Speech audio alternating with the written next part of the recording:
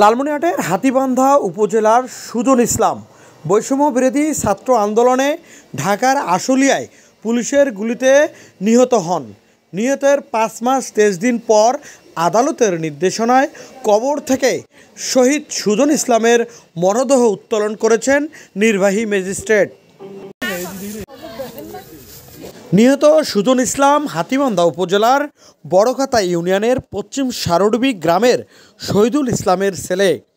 পড়াশোনার পাশাপাশি ঢাকা আশুলিয়ায় একটি পোশাক কারখানায় চাকরি করেন।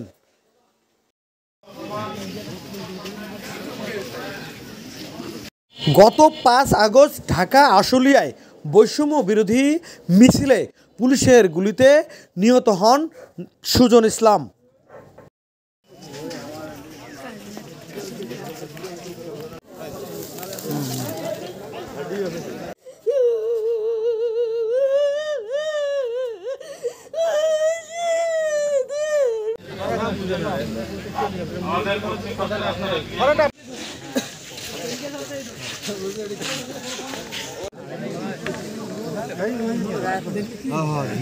পাঁচ মাস 23 দিন থেকে পর তোলার পরেও আমাদের প্রকৃষ্ট দোষী যারা আমাদের ছেলেকে হত্যা করেছে তাদের বিচার আমরা চাই। আমরা তাদের বিচার সরকারের কাছে অনুরোধ, তাদের বিচার সঠিক সূক্ষ্মভাবে বিচার চাই।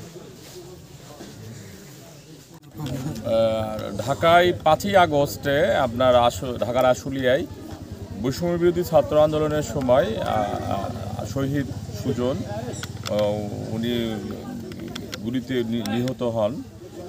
তার বিজ্ঞ আদালতের আদেশে আজকে তার লাশ নির্বাহী ম্যাজিস্ট্রেটের উপস্থিতিতে উত্তোলন করা হয় এবং এগুলো ফরেনসিক টেস্টের জন্য আপনার রংপুর মেডিকেল কলেজ হসপিটালে প্রেরণ করা হলো।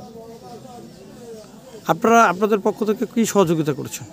হ্যাঁ, আমরা লাশ উত্তোলনের কাজে তাকে আমরা সহযোগিতা করেছি, সার্বিক সহযোগিতা করেছি আমরা।